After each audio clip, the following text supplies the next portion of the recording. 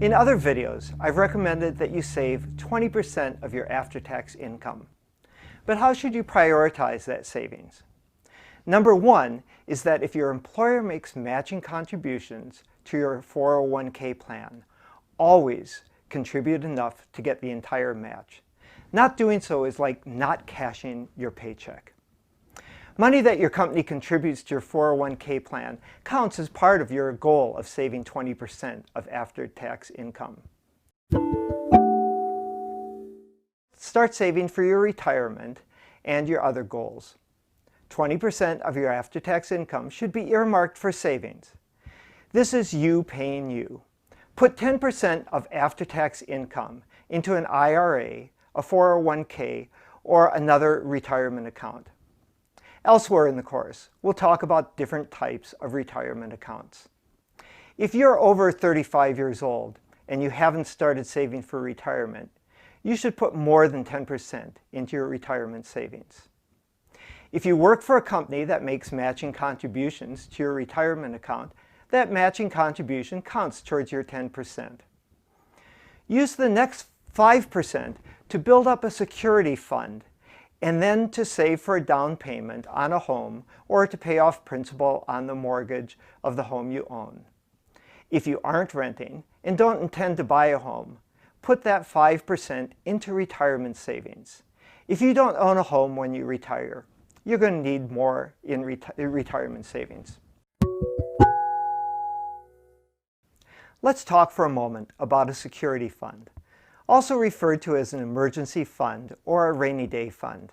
In their book, All You're Worth, Elizabeth Warren and Ann Tyagi recommend keeping 6 months of your must-have expenses in this fund. This is a good rule of thumb, but how much you need is going to vary from person to person. If you have a high income, a secure job, and other savings, you may not need a 6-month cushion. However, if your income is unstable or your chance of losing your job greater than average, you may need a bigger security fund. If your health is bad or you have a job that has a high risk of injury, you may also need a bigger security fund. A security fund is not a substitute for health or disability insurance, but even with health and disability insurance, you are likely to lose income if you have a bad injury or a severe illness. That's what a security fund is for. This money is for when your car breaks down or you get sick and you miss work. It's not for vacations or a new iPhone. You'll save for these, but not in your security fund. Where should you keep your security fund? Not in your checking account. That just makes it too easy to spend. But you don't want to put it in an illiquid or volatile investments. So don't put it in a certificate of deposit because early withdrawals are subject to penalties. And don't put it in the stock market. Too many ups and downs. Either keep your security fund in a standard savings account or in a money market account.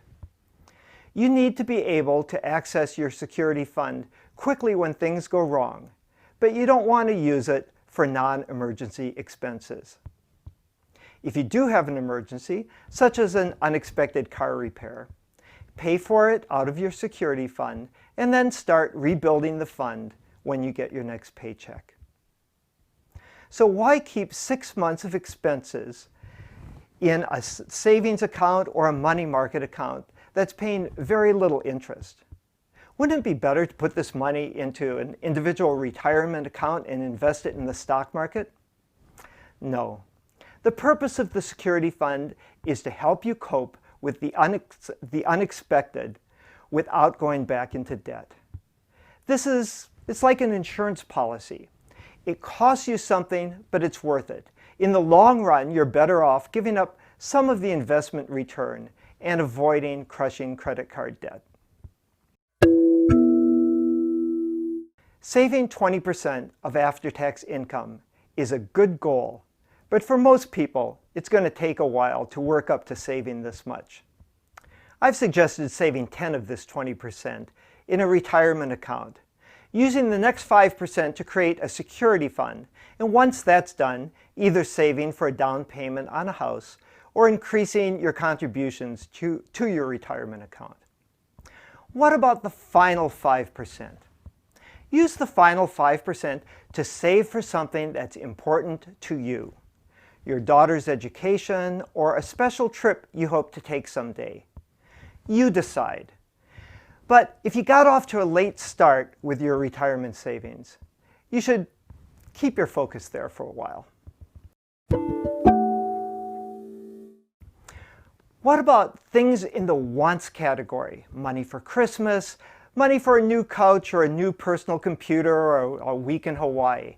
Things that are a bit too big to pay for out of your monthly check, but definitely fall into the wants category. Pay for your wants in advance. Save up for them and buy them once you have the money. Don't let things you want drive you back into debt.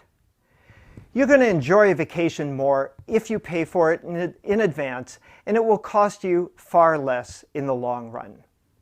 How much you save for your short-term goals really depends on what you want and what you can afford. This isn't part of your 20% long-term savings. This is simply the sound practice of saving money first and then buying, rather than buying now and going into debt. Finally, parents of young children often ask themselves whether they should first save for their children's education or for their own retirement. You should first save for your retirement and then for your children's education. There are other ways, such as loans and scholarships, to pay for tuition. There are no retirement scholarships.